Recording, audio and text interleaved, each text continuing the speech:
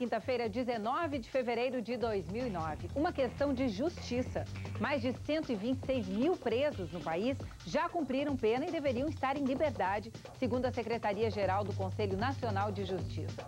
Hoje entram mais pessoas nos presídios brasileiros do que saem. Este é um dos destaques desta edição do Jornal Futuro. Acompanhe. Mutirão para atualizar a situação carcerária no Rio de Janeiro.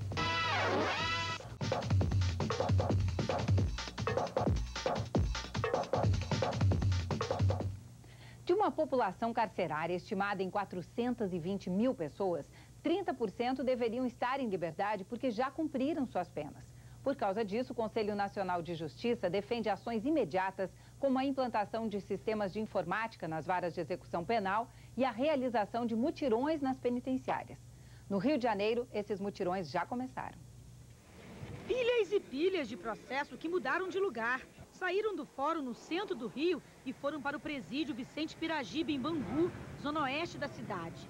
Ali, onde há 1.360 presos, aconteceu o segundo mutirão carcerário. Juízes, defensores públicos e promotores ouviram 449 presos e concederam 222 benefícios de liberdade. Tudo isso dentro da própria unidade carcerária.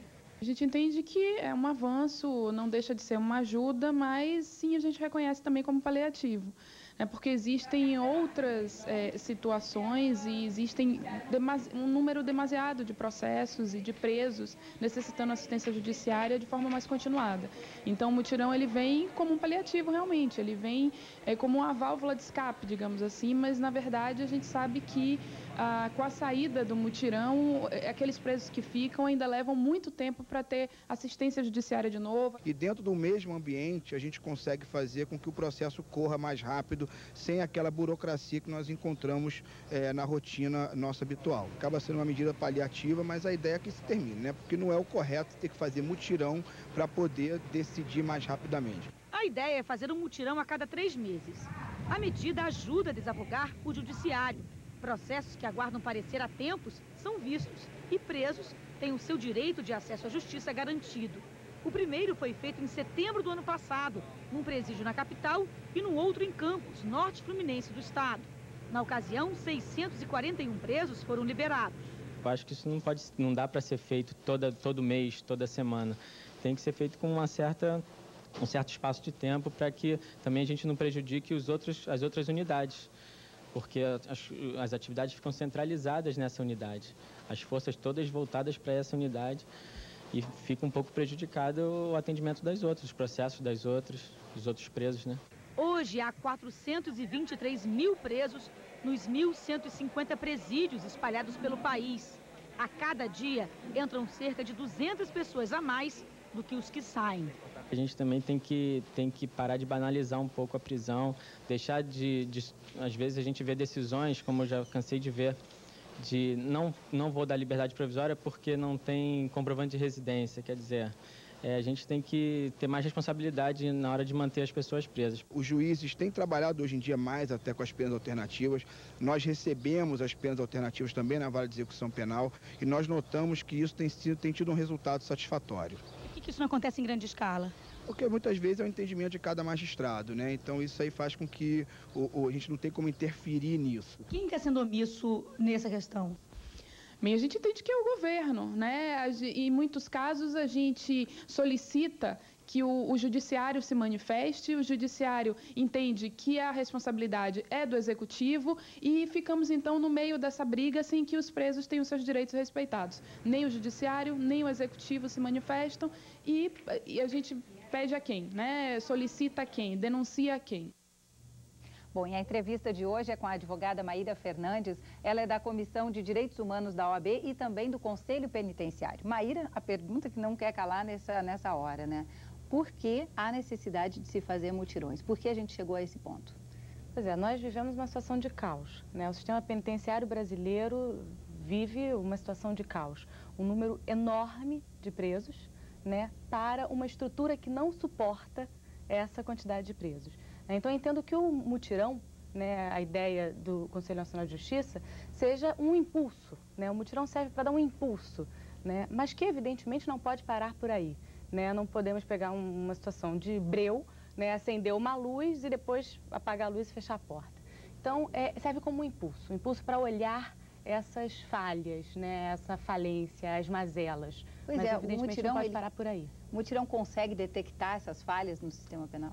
Ele consegue porque vem, de certa forma, né, evidentemente que não tudo, né, mas já vem com o mutirão pesquisas, né, o assunto volta à mídia, como estamos fazendo hoje, né, então as pessoas criticam, discutem, né, então nesse sentido pode ser muito importante, né, de chamar a atenção para um sistema que precisa de socorro, né, e o socorro não pode ser via mutirão, mas sim com um aumento de toda a sua estrutura, e eu digo isso, aumento de defensores, de promotores, de juízes, de estrutura de funcionários no Tribunal de Justiça, por exemplo, essa lentidão, muitas vezes, de um processo, né, para ser encaminhado, demora uma eternidade para sair do defensor para ir para o juiz, ou do juiz para o promotor, e do promotor para o defensor, enfim, todo esse caminho que esse volume de papel, né, percorre, ele é muito lento.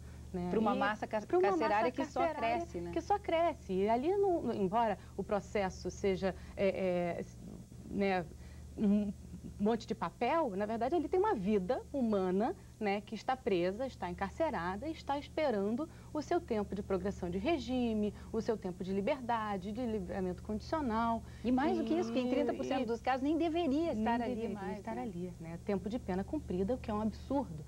Né? Eu acho que se uma única pessoa nesse Brasil todo estiver presa além do tempo, já justifica todo tipo de mutirão e todo tipo de iniciativa, né, do poder público e, enfim, do judiciário e tudo mais, né, porque é evidente que é inadmissível. Uma colega sua que esteve recentemente aqui no Jornal Futura, Vitória de Sulock, que também é da Comissão de Direitos Humanos lá da OAB, ela afirmou que no Brasil, quer dizer, a gente costuma muito mais usar medidas punitivas, né, e muito menos alternativas. Você concorda com ela? Concordo integralmente.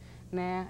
Sem dúvida alguma, esse número elevadíssimo, de mais de 400 mil presos no Brasil, é fruto dessa ideia do poder punitivo, né? Essa ideia de que a prisão resolve todos os problemas e já sabemos, já há muito tempo, que não resolve, né? E, ao contrário, as medidas alternativas, elas têm crescido, né? Enfim, a passos ainda um pouco lentos, mas ela tem crescido e mostrado que o índice de reincidência em penas alternativas é muito menor do que de reincidência em penas privativas de liberdade. Quer dizer, deveria se investir em massa, né? Deveria se investir muito mais. Há muitos presos condenados por crimes leves que não deveriam estar encarcerados, né? Não deveriam estar aumentando o volume desse sistema prisional. Agora, Maíra, você participou desse último mutirão, né? Qual é a estrutura que tem hoje na vara de execução penal no Rio de Janeiro?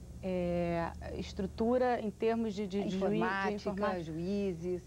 Ainda falta muita coisa, né? Por exemplo, nós temos 3 juízes na vara de execuções penais para um número de processo muito volumoso, são, salvo engano, mais de 100 mil processos na vara de execuções penais, porque contamos aí os presos, né, e os que estão em livramento condicional, em liberdade, né, provisória. É um número muito alto para 3 juízes, né? Mesmo o número de defensores tem crescido e tudo mais, mas, por exemplo, precisaríamos, em algumas unidades, nós temos um único defensor, né, quando precisaria de mais. Então, em que pese o excelente trabalho que a Defensoria Pública tem feito, tem tentado fazer, precisaria de muito mais do que isso. Né? E quanto à informatização, a estrutura física? E a informatização também ainda é muito lenta. Com o mutirão, surgiram alguns projetos nesse sentido de informatização para tornar o processo mais célere, né? Mas eu acho que ainda falta bastante coisa. E principalmente em outras também unidades da federação, né? Porque há outras unidades que têm problemas ainda mais graves, né? E nós estamos falando também de capital, né, do Rio de Janeiro. No interior também a situação é muito mais grave, também falta muito mais recurso humano, sabe? Também falta muito mais funcionário. Se hoje nós sentimos falta de um maior número de funcionários para agilizar esse procedimento, imagina, no interior é tudo muito, né, mais carente, né, de recurso, de pessoal e tudo mais. Muito obrigada por suas informações aqui. Obrigada.